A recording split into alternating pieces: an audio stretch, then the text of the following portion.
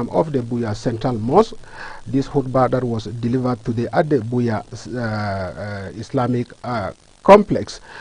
This program that is going on air on Royal TV, and the program is Islamic Coner, and we are giving the analysis of the khutbah that was delivered today to the Muslim faithful. With me here in the studio, we have our guest, who is not anybody else but the chief imam of the Buya Central Mosque, Al-Hajj Imam Abu Bakar. Assalamu alaikum, ya imam, you are welcome. Wa alaikum assalam wa rahmatullahi wa barakatuh, and I'm glad to be here at Royal TV. It's a pleasure always to share insights regarding issues of Islam and how the Muslims should manage their lives. That's the essence of a khutbah. MashaAllah, thank you, Ya Imam, for always being there for us, and thank you very, very much for being our guest today once more again. For the host today, I am Malam Jibril Tamfu, who is at the anchor with the Imam of Buya, and the topic on discussion today, we will be discussing on hate speech. That was the theme of the khutbah of the Imam that was delivered today at the Buya Central Mosque to a host and a cross section of Muslim faithful who turn out at the Buya Central Mosque in their large number. Yeah, Imam, your khutbah today was centered on the topic hate speech. What is the importance of this topic, or what is the choice of this topic, hate speech? Well, after thanking Allah subhanahu wa ta'ala, and we thank viewers who generally will come up every Friday evening to listen to us and gain insight in what is said or what was delivered as message over the regional mosque and the khutbah, generally called the mimbar. Talking about hate speech, the reason why the choice of the topic hate speech, we notice that it is very easy to identify it as a Muslim, but there are certain characteristics that go with the word a Muslim, and that Muslim is dignified by knowing his limits according to the Sharia of Islam. Talking about hate speech, you want to understand that hate speech and a hate crime is any form of expression through which speakers intend to vilify or humiliate another human being. For example, when we talk about gossip, slander, and things of such, those are issues believers take for granted, whereas in the Quran they are considered to be one of the what we call cardinal crimes in Islam. And when we talk about a crime which is classified as one of those crimes which Allah hates most, when we come in it, you find what we call this gossip and slander, or nicknames or insults and stuff like that, which is the birth of this area is from hate speech. So that was the reason why we thought that it was important for us to say something on it, because from what is happening around our community today, and even by extension in our country, we discover that people call names without knowing that those names you give to people, or those type of statements you make on people, either hurt them directly or indirectly. You took it for a joke, they take it for a joke, not knowing that those things can affect the dignity of the human. That's it. And Allah subhanahu wa ta'ala has created a human being and granted him dignity. So as a Muslim, therefore, there will be need for caution. That's why the Prophet Muhammad sallallahu alaihi wasallam said he doesn't believe, or for your faith to be complete, will you believe in the day of in Islam, on the day of judgment, he should either speak well or stay quiet. We notice today in our community, for example, a parent who will sit in his or her room the couples start talking, or even in the sitting room with children or strangers, talking about people in their absence, calling their names. You know, the Prophet ﷺ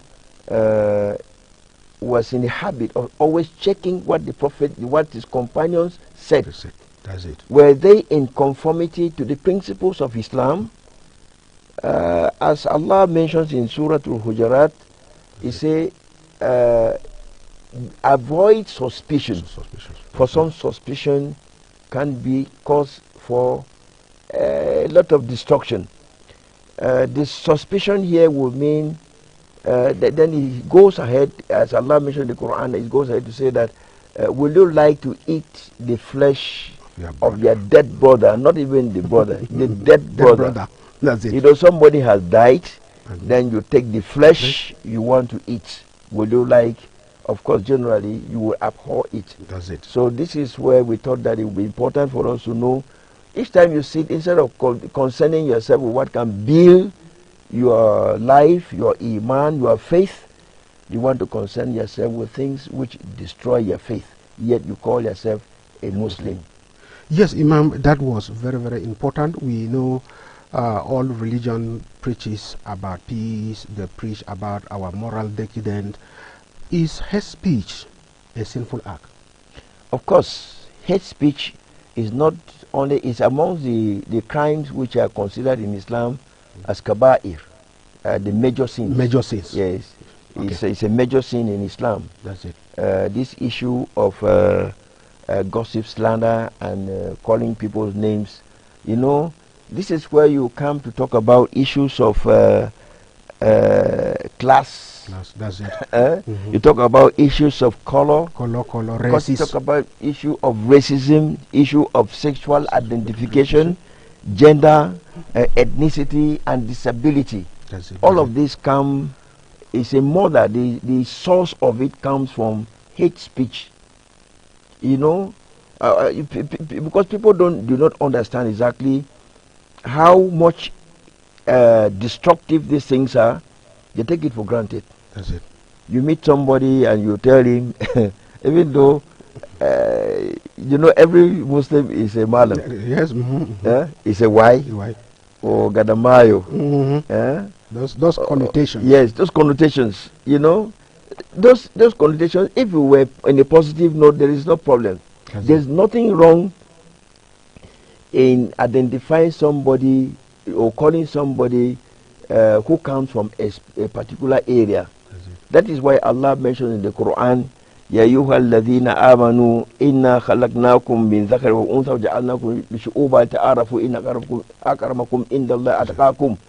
We have created you as men and women, male and female, and made you into nations and tribes for the purpose of identification. For the purpose of identification. And he goes ahead to say that the best amongst you are those who are most God conscious. How can you be most God conscious if you are not able to identify that there are certain things on which your lifestyle is built? You know, you don't want to live a life without a code. That's it. When you come to the Republican laws, there is a code. The government has got what we call a penal code. Penal code. In the home, the father is supposed to institute a law. The institute laws that govern the good morality of children. When the child is going out, have you watched how the child is dressed? That's it.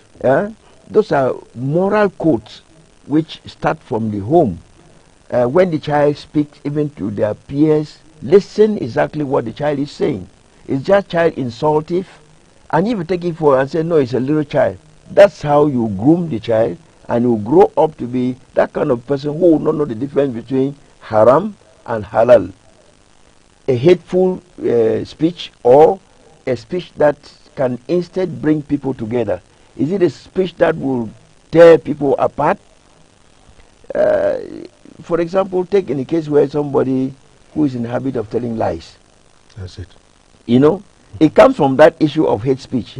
Somebody is in the habit of telling lies. Yes. Once a hadith I want to be quoted, I want to be corrected. There was a servant who was noted for lies telling. One companion took him to serve in his home. No. Even though they knew that that man was noted for lies telling in one village, and he had caused a lot of problems there. He came back and told the husband one night and said, "Your wife is planning to kill you." To kill you, mashallah. And Now. went to the wife and said, "Just listen, you will see what will happen tonight. Your husband is planning to kill you." Telling the wife that, "Be ready, get ready, because he's coming with a knife to stab you." Allahu And Akbar. also told the husband similarly. You see. And so when at night all of them were watching to see what would happen, to confirm what the lied servant there. had said. Now when they with what he instituted, the husband now wanted to see, to watch and see. Say, "Go to your husband." He told the wife, "Go to your husband and see. When you try, you see what will happen." As soon as he got there, the husband got up and thought that he was confirming what the servant had said. That's it. That it means it's true. It's true. Whereas that was falsehood. The husband killed the the wife, The wife. and that brought antagonism between the two families. This village now wanted to what we call retribution, Yes.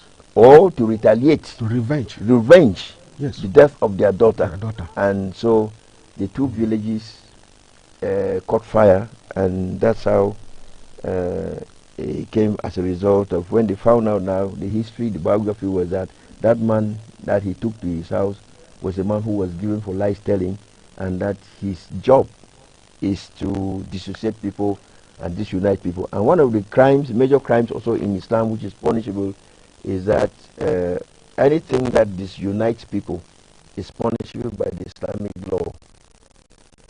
In a community that is established, then you want to dissociate it or you disconnect it, is punishable by Islamic law. It's a terrible thing. Yes, It's a terrible thing. it's something Yes. that people need to take a lot Yes. of care Yes. when we are in our various homes with our families. The husband and the wife, we have to be very, very vigilant. The kind of information that we perceive or the kind of information that we get, and then we work toward it. And the Imam rightly said, this is a major sin. If you are somebody who is perpetually with this act of hate speech, you insult people, you should be aware that this is a major sin, which major sins are very dangerous because it can lead you to a situation where you are very stagnant as far as forgiveness is concerned. So we need to be very, very careful. Imam, that leads me to the next questions, that can hate speech lead to injustice and violence? Of course. You know, when we talk about justice, some people, out of naivety or out of ignorance, Yes. may be wanting to get what we call justice, That's it. and causing in due course they are causing hate speech. Hate speech. That's it. You know, the justice will only come if you yourself are just. How will you identify that there is an act of injustice committed? That's it. For example, issues of right. Mm-hmm. Take for example, you come home, you have 2 kids, you have 3 children. Perhaps consider it an IDP who is living with you, That's it. or some family child who is living with you. Then you have your own children. You are going to buy a dress. You buy 2 white dresses for your children. Then you pick up what we call second-hand dress for the person the IDP. who is the IDP. Mm-hmm. You know, that's discrimination.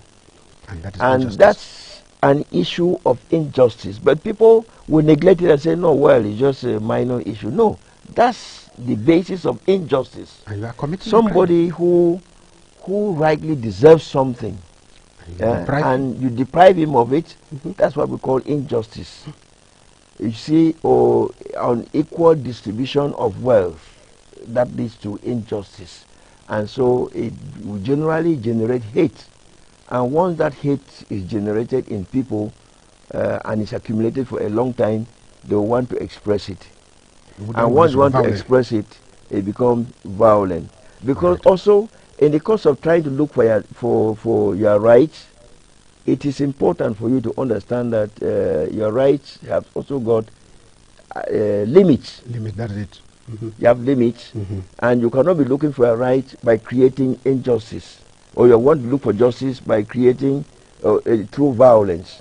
Take for example, they say it has taken government several years in constantly a school, or billions of partner, what we call, you have taken loans to construct a road.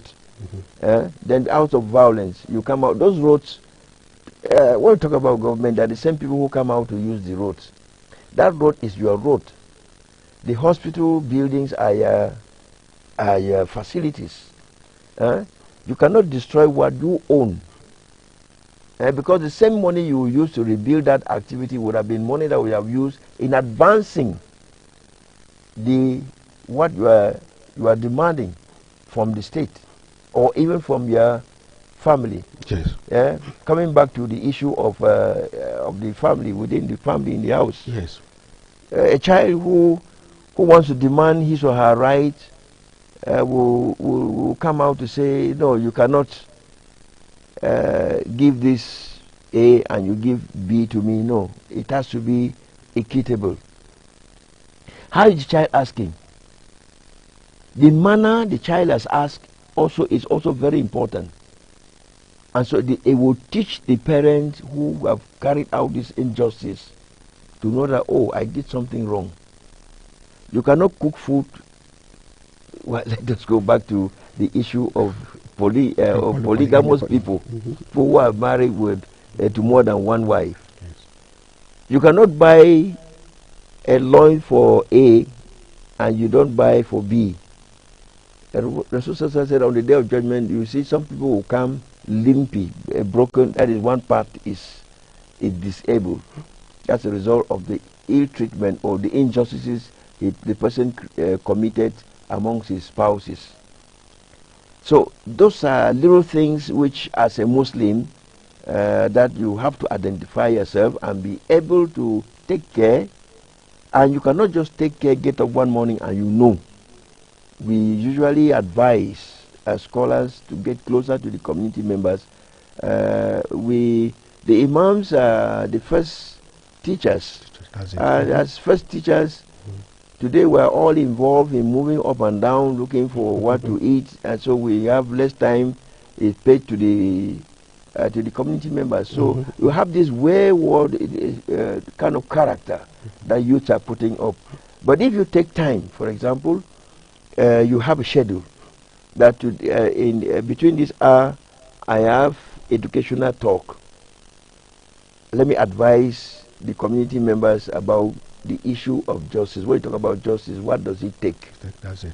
When you talk about issues of peace, what does it take? That's it. When you talk about issues of what we call generally in giving and sharing. Sharing, that is zakah, yes, sadaqah. Yes.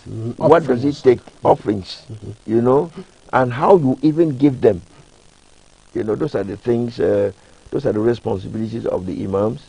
That's why you see sometimes when issues happen in a quarter, they want to call the imams and say, can you tell us what happened to the faithfuls? Yes. No, this is their responsibility. But now the community on their part, you know, they tell the imams, you are supposed to be there 5 daily prayers on Friday. When somebody dies, you pray over him. When the child is delivered, you have to name the child. And when there are marriages, you conduct the marriages. But how many of these community members know that imam need to leave? How is his sustenance? That imam is married. That imam has children. That imam needs some who are not having their permanent home. They need to rent. They need to pay electricity bills or utility bills. those are not their concern. The imam, if he is not very, if he's not somebody who is not well schooled, he might not know that is, in fact, he should not even expect from the population. He should work, because the hand that gives is better than the hand that receives. Huh? So an imam should be able to set an example to give. When he's charitable, it should teach the faithful that even though you don't give, this is what he should take as a Muslim. This is what he should do. That's an example. Thank you very much, Ya Imam, for giving us this very important input. You have obviously taken the aspect of hate speech to another level, because most of people understand that hate speech is all about tribalistic tendency. It is all about insult, but in religious perspective, you have taken it to another level by giving us the insight that it is a major sin. And even taking off at the level of the family, you said something which is very, very important, the humanitarian aspect of it, where we can extend our hands of fellowship to the people who need that. That is going to bring back some kind of relief. And the next questions that we would like to you to address to us: can't a community be free of hate speech? Well, Rasul Sallallahu Alaihi Wasallam said, all the children of Adam are born with frailty. That is, they make mistakes. That's it. But the best among them are those who acknowledge their errors and make amends. They can generally not be completely free of hate speech. That's it. Because first of all, we come from various tribes. We come from various nations. So we come together to live as a community. And so sometimes, because of our tribal tendencies or family inbuilt way of upbringing, we might express some of those make some expressions express some of those attitudes within the community unknowingly. And so the bad part in this issue is that people attribute it to that community, whereas it is the individual who has committed the crime. Don't attribute that act of that individual to the community. The community has their own role, and you are responsible for your crimes. If you do any good, it is for yourself. If you do any bad, you also take responsibility for your sin. That's why Islam doesn't consider this issue of inherited sins. No, the sin you commit is you are responsible. Nobody will take responsibility for a sin he did not commit, a crime he did not commit. No, you take your responsibility. That's it. The only way we can think that we charge parents for being or reckless in their upbringing of the children is when the child who is leaving the home, you see tatteredly, shabbily dressed, and you are at home, you see the child, or you see a child coming with money or with a mobile phone which is worth some kind of hundreds of thousands, and you cannot afford such an article. You should find out from the child, where did you get this money? Or a dress is putting on which is worth some amount of money. Find out, where did you get this money? That is how you start, by moralizing the society. And so by extension, the kind of friends that the child will move with will generally be friends who will also dance according to the tone of that child. The Prophet said, what did he say? He said in one hadith that the people will be raised on the day of judgment according to their friends, with their friends. With the friends. If they were bad friends, so be it. If you have friends who were in the habit of putting on this trouser that the buttocks are out and they can barely move, as if they had some iron they are pinning within their legs, you know. Those are things which, or you see the child do that, leave the house, you don't caution it, or you have dreadlocks. A child is exposed. Even if they don't need to tell you, the security person, the first time he will see the child, he will suspect the child. Then the child now has to prove that is not a bad child, but his appearance also works a lot. That's why the Rasul said that what is in you will tell what is outside in your appearance. In appearance. Yes. That's it. It's true. Purification, you have internal purification and external purification.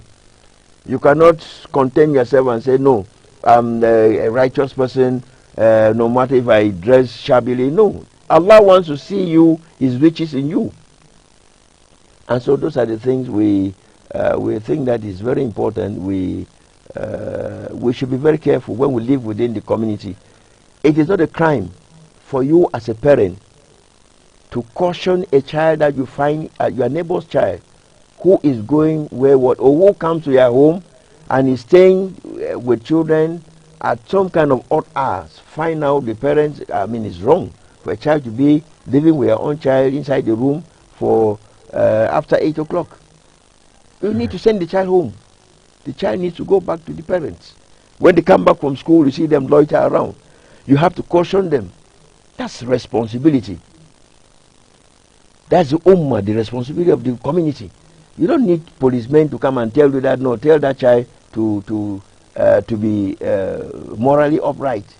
No, I don't need a policeman to tell me as an imam, as a moral authority, to correct a child. No. Severally, I've intercepted children during school periods on the way. And caution the parents. Ask them to give me the number and caution the parents. Next time I'll find the child moving on the streets when it's school time. You have to give us a reason why. You as a parent, you brought the child. It is your responsibility. You must take care of the child. That's it. The state has put facilities to enable you educate the child. And so that's the responsibility of the community. So people might have their differences, but those differences must come to promote and not to disunite people. Thank you for watching. If you are just tuning in, this is Royal TV, and the program on the air is Islamic Coner, where we are discussing the analysis of the khutbah of the Imam of Buya that was delivered today at the Buya Central Mosque. We will go on break. When we come back, we will be concluding on this episode of the analysis of the khutbah of Imam.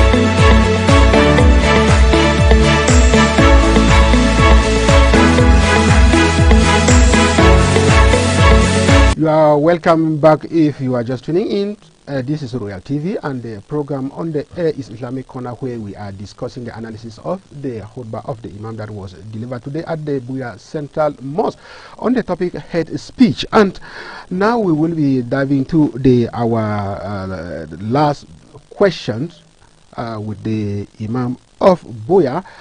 Imam, we have been talking about hate speech. We have given the importance of this topic, and people are very eager to know what are the causes of hate speech. Well, the causes of hate speech will come from another very major crime that they call pride. That's it. Oh no, it's good. You know, some people, because they think that they are untouchable, they can say anything at any time and go free. Right. But you should know that Allah subhanahu wa ta'ala has put a watch, and that watch is nothing but the Quran and the Sunnah of Rasul sallallahu alaihi wasallam. So when you speak, you need to watch their words. When you act, you need to watch your actions. Are they in conformity? Do you intend to help a people, or you intend to hurt them? If you intend to hurt them, know that in turn you will be hurt. because it's a double sword. There is nothing that will go out without it having the results. There are always results for every action that you take. And so the importance cannot be overemphasized. It builds. If we avoid it, it will build the community. It will build the nations. It will build humanity. Because you understand that you come from one father, Adam, from one mother, Eve. Both of them all are creatures of Allah subhanahu wa ta'ala, and they have kept us on earth as the vicegerents or the inheritors of the earth. The planet Earth is such that people who are managers of that earth should know exactly why they are placed on earth, and that is nothing but to say the purpose of وَمَا خَلَقْتُ الْجِنَّ وَالْإِنسَ إِلَّا لِيَعْبُدُونَ, that Allah did not create you for any purpose apart from that you should worship Him. And when we talk about worship, it has to do with every aspect of life, including the issue of hate speech. So if you avoid it, know that you are also done an act of charity, and which is by itself an act of worship. Thank you, Ya Imam. And the Prophet Sallallahu Alaihi Wasallam did mention you should have to watch out with your tongue, because it commits evils, and that is where we are dwelling, because from the word hate speech, what comes out of your mouth that can hate people, that can pull crowd into divisions. So those are the parts we are dealing with. And you know, Islam is a religion of peace, is a religion of submission, and it gives us, there is everything, you know, it is a complete way of life. So Imam, your last message to the community as far as hate speech is concerned. Well, our last message will be that people should, what we call, auto-examine themselves. Yes. Be your police. Be your police. Don't wait to be policed, because on that day when you will be policed, there you don't have works. You have only retribution. So be the ambassadors of peace, not the ambassadors of hate and crime. Use your religious position as a Muslim or a non-Muslim, whichever faith you belong to. Please verify what is said in your religious books regarding the issue of hate, not only speech but also crime. Of what use would it be if you disorganize or disunite the entire humanity, whereas Allah had put it together? So with these words, we want to thank you and continue to pray that Allah subhanahu wa ta'ala should bless the CEO of Royal TV, and our insight with the technicians and all those who make what we see here possible in one way or the other. That Allah should bless you and continue to fortify you. We know how difficult it is, but we are turning to humanity, and things that have to do with the soul are things which are generally priceless. You cannot pay for it. But Allah subhanahu wa ta'ala, in His way, He will know how to compensate you. Assalamu alaikum wa rahmatullahi wa barakatuh. Wa rahmatullahi ta'ala wa barakatuhu. Thank you for watching. We have come to the end of the program. Next week is another rendezvous where we will be bringing you more and more beautiful, interesting analysis on the khutbah of the Imam. Thank you for watching. Our guest was the Chief Imam of the Buya Central Mosque, Al-Hajj Imam Abu Bakar, and behind the mic I was Malam Jibril Tamfu, the host on Royal TV. Thank you for watching, and keep on watching Royal TV. Assalamu alaikum wa rahmatullahi wa barakatuh.